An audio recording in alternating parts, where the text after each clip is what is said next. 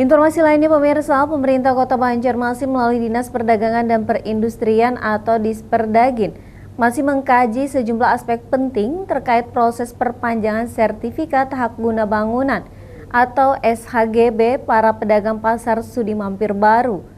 Salah satu yang menjadi perhatian utama adalah status keberadaan PT Panca Bangun Utama yang sebelumnya menjadi mitra pemerintah dalam pembangunan dan pengelolaan pasar tersebut.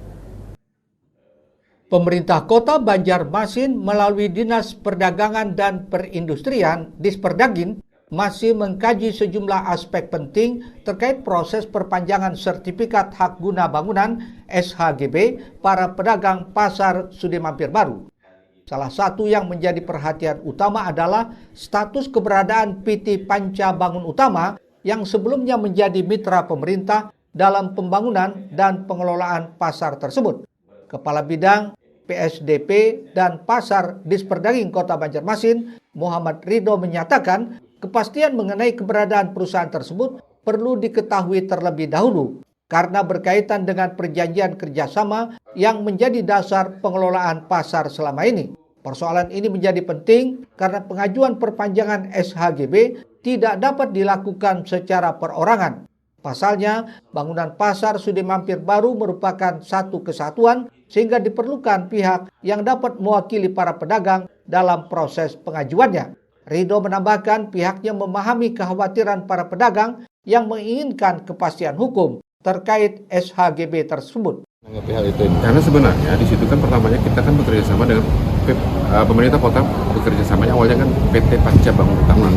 PT Bangun Utama ini kan baru bekerja sama, memberikan ibaratnya kepada para pedagang. Nah itu yang dulu harus kita clearkan dulu, keberadaan dari PT Panca Bangun Utama ini masih ada atau tidak ada, karena dulunya kita mengikat perjanjian dengan mereka.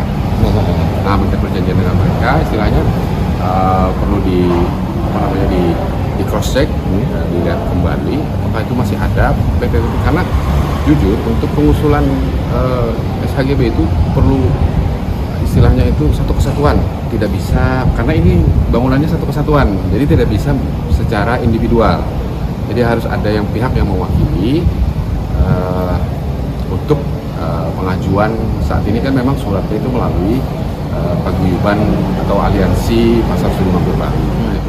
Ridho menegaskan lahan pasar sudi mampir baru merupakan aset milik pemerintah Kota Banjarmasin sehingga terdapat kontribusi yang harus dipenuhi sesuai aturan yang berlaku.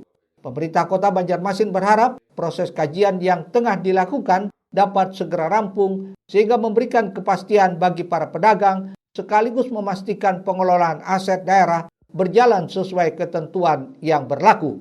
Murtasyah, Banjar TV.